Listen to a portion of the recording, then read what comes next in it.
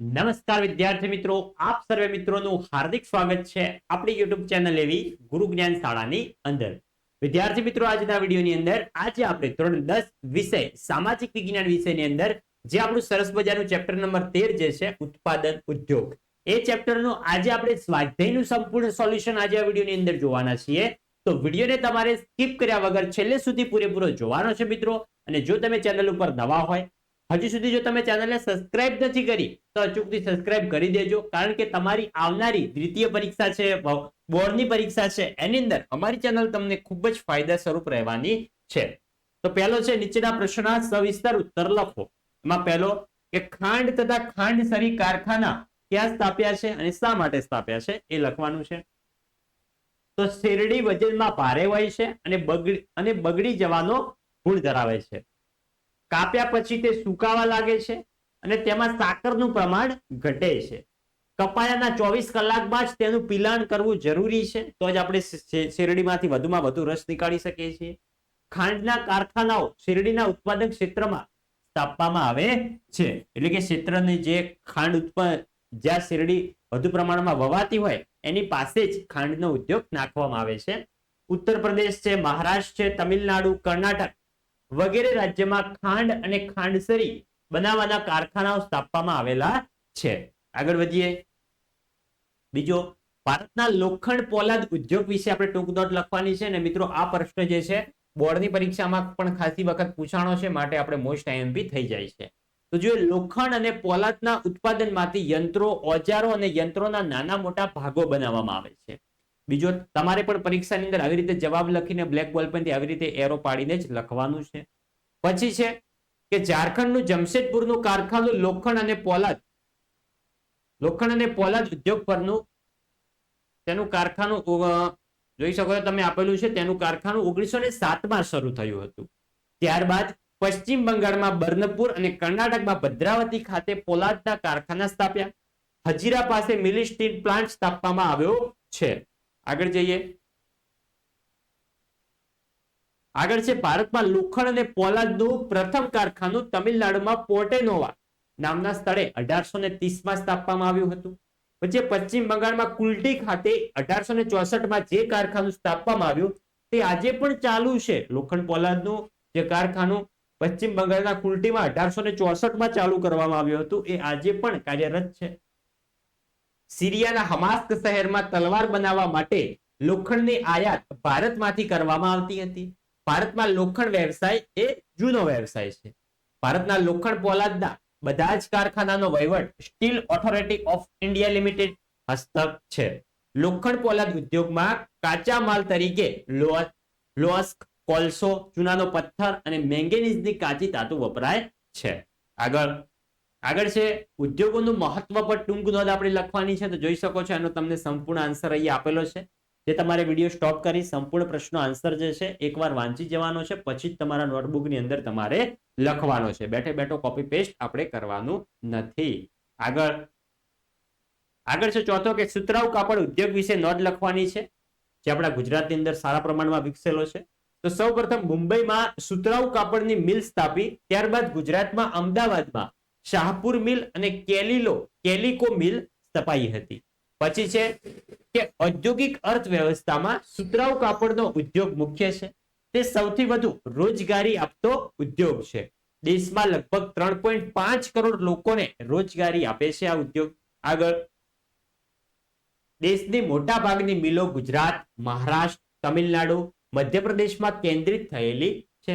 ગુજરાતમાં અમદાવાદને પૂર્વનું માન્ચેસ્ટર અને ડેનિમ સિટી ઓફ ઇન્ડિયા પણ કહે છે. પરીક્ષાની અંદર પૂછાય છે કે પૂર્વનું માન્ચેસ્ટર તરીકે કયા શહેરને ઓળખવામાં આવે છે? તો આવશે અમદાવાદને. સુતરાઉ કાપડની નિકાસમાં વિશ્વમાં ચીન પછી ભારત દ્વિતીય સ્થાને આવે છે. મહારાષ્ટ્ર અને ગુજરાતમાં શરૂઆતમાં મોટા ભાગની મિલો સ્થપાઈ હતી, કારણ કે આ પ્રદેશમાં કપાસનું મોટું ઉત્પાદન થાય છે. અનેક દેશોમાં ભારત સુતરાઉ કાપડ અને વસ્ત્રોની નિકાસ કરે છે. Russia, UK, USA, Sudan, Nepal વગેરે દેશો તેના મુખ્ય ગ્રાહકો છે ભારતના સુતરાઉ કાપડના. આગળ જઈએ. આગળ છે નીચેના મુદ્દાસર જવાબ આપવાના છે. પહેલો, પર્યાવરણીય અતિક્રમણને રોકવાના ઉપાયો જણાવો. તો ઈંધણની યોગ્ય પસંદગી અને તેના યોગ્ય ઉપયોગથી હવા પ્રદૂષણ ઓછું કરી શકાય છે. દાખલા તરીકે ખનિજ કોલસાની જગ્યાએ ખનિજ તેલનો ઉપયોગ કરવાથી ધુમાડો રોકી શકાય છે. આગળ છે હવામાં ઉત્સર્જિત થતા પ્રદૂષકોને ફિલ્ટર, પ્રેસિપિટેટર અને સ્ક્રબર જેવા સાધનોથી મદદથી હવામાં જતા રોકી શકાય છે. આ મિત્રો સાધનો છે, યાદ રાખવાનું છે. તમને પરીક્ષાની અંદર પૂછાય કે આ સાધનો મિત્રો શાના છે, તમે રોકી શકો છો કે હવામાં પ્રદૂષણ અટકાવતું રોકી શકવાના આ સાધનો છે. આગળ ભૂકંપ, જ્વાળામુખી વિસ્ફોટ, સુનામી જેવા કુદરતી પરિબળો અને માનવ સર્જિત કારણોથી અસરથી પર્યાવરણના જળ, જમીન અને વાયુ પ્રદૂષણ થઈ પર્યાવરણની ગુણવત્તામાં ઘટાડો થવાની ઘટના પર્યાવરણીય અતિક્રમણ કહેવાય છે. પર્યાવરણ અતિક્રમણની આ મિત્રો શું છે? વ્યાખ્યા છે. વિદ્યાર્થી મિત્રો જોઈ શકો છો, તમને આપેલા છે એના ઉપાયો કે વિભિન્ન સ્થળોએથી કચરો એકઠો કરવો, બાકીના કચરાઓ જમીન ભરણી માટે વાપરી તેનો નિકાલ કરવો. ત્રીજો, પુનઃ ચક્રીય કચરાને અલગ પાડી તેને ફરીથી ઉપયોગી બનાવવો. આગળ બીજો છે કે ઉદ્યોગોનું વર્ણન તમારે સમજાવવાનું છે. તો ફર્સ્ટમાં છે કે માલિકીના આધારે ઉદ્યોગોને ખાનગી, જાહેર અને સંયુક્ત અને સહકારી જૂથોમાં વહેંચી શકાય છે. જોઈ શકો છો અને મિત્રો સંપૂર્ણ તમને નોંધ આપેલી છે. ટાટા, બિરલા, અંબાણી, બજાજ વગેરે જૂથોની કંપનીઓ ઔદ્યોગિક ખાનગી ક્ષેત્રના ઉદ્યોગો છે. જોઈ શકો તમને સંપૂર્ણ આપેલું છે. આગળ બીજો, શ્રમિકોની સંખ્યાના આધારે ઉદ્યોગોના બે જૂથ પાડવામાં આવે છે. મોટા પાયાના ઉદ્યોગો અને નાના પાયાના ઉદ્યોગો. જે ઉદ્યોગમાં શ્રમિકો ઓછા હોય ને નાના પાયાનો ઉદ્યોગ ને જે ઉદ્યોગની અંદર શ્રમિકોની સંખ્યા વધુ હોય એને શું કહેવાય? આપણે મોટા પાયાના ઉદ્યોગો. જોઈ શકો છો એના પણ તમને બે મુદ્દા આપેલા છે. આગળ ત્રીજો છે કે કાચા માલના સ્ત્રોતના આધારે ઉદ્યોગોને કૃષિ આધારિત અને ખનિજ આધારિત ઉદ્યોગોમાં વહેંચી શકાય છે. તો કૃષિ આધારિત ઉદ્યોગો કયા કયા છે? સુતરાઉ કાપડ, રેશમી કાપડ, સન, ઊની કાપડ વગેરે. ખનિજ આધારિત તો લોખંડ, પોલાદ, સિમેન્ટ, કાચ વગેરે. એલ્યુમિનિયમ, તાંબુ, રસાયણ ખાતર વગેરે એક ખનિજ આધારિત ઉદ્યોગ છે, કારણ કે એક ખનિજમાંથી બને છે. અને પેલા જે છે એ મિત્રો કૃષિ આધારિત છે, એટલે કે આપણા કપાસમાંથી બને છે. આગળ છે નીચેના પ્રશ્નના ટૂંકમાં ઉત્તર લખો. પહેલો કે ભારતમાં જહાજ બાંધવાના મુખ્ય કેટલા કેન્દ્રો છે અને કયા કયા?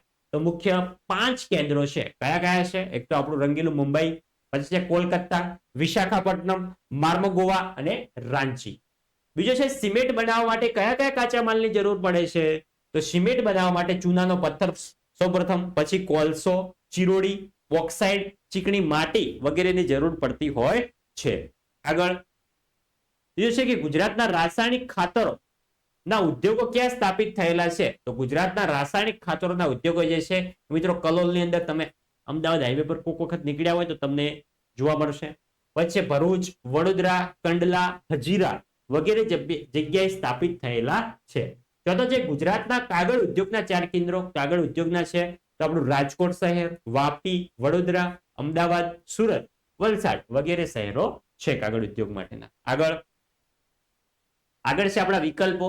પહેલો છે કે નીચેના નગરોમાં કયા નગરને સુતરાઉ કાપડનું વિશ્વ મહાનગર કહી શકાય? તો સુતરાઉ કાપડની સૌપ્રથમ મિલ પણ ત્યાં જ સ્થપાઈ હતી. તો કયું છે આપણું? મુંબઈ શહેર, સપનો કી નગરી. આગળ બીજો છે કે વિશ્વમાં શણની નિકાસમાં ભારતનો ક્રમ કયો છે? દ્વિતીય છે. જોઈ શકો છો. આગળ ભારતનું કયું નગર સિલિકોન વેલી તરીકે જાણીતું બન્યું છે? તો આપણું બેંગ્લોર શહેર, રોયલ ચેલેન્જર્સ બેંગ્લોર. આગળ તો ગુજરાતની મિની સ્ટીલ પ્લાન્ટ ક્યાં પ્રસ્થાપિત થયો છે? તો એ છે આપણા હજીરા શહેરની અંદર, જે હજીરા બંદર છે ત્યાં થયો છે. આગળ જોઈ શકો છો 5 નીચેની કઈ જોડ ખોટી છે? તો આપણે કઈ જોડો સાચી છે એ પણ એકવાર જોઈ લઈએ. તો આવશે બંગાળ તો કુલટી, ઝારખંડ તો જમશેદપુર કારખાનું છે, કર્ણાટક તો આવશે ભદ્રાવતી. આ જોડ ખોટી છે. આંધ્રપ્રદેશ તો બરનાપુર. આ જોડ શું છે? આ જોડ તદ્દન ખોટી છે. તો વિદ્યાર્થી મિત્રો આ હતું આપણું ધોરણ 10 વિષય સામાજિક વિજ્ઞાન વિષયની અંદર 13મું ચેપ્ટર જે છે ઉદ્યોગ, એનું સ્વાધ્યાયનું સંપૂર્ણ સોલ્યુશન. વિદ્યાર્થી મિત્રો વિડીયો તમને સારો લાગ્યો હોય, તમારા માટે ઉપયોગી રહ્યો હોય તો વિડીયોને અચૂકથી લાઈક કરીને જજો. અને જો તમે ચેનલ ઉપર નવા હોય, હજુ સુધી ચેનલને સબસ્ક્રાઇબ નથી કરી તો અચૂકથી સબસ્ક્રાઇબ કરીને જજો. મળીશું આવનાર નેક્સ્ટ વિડીયો સાથે. ત્યાં સુધી આવજો. જય હિન્દ, જય ભારત.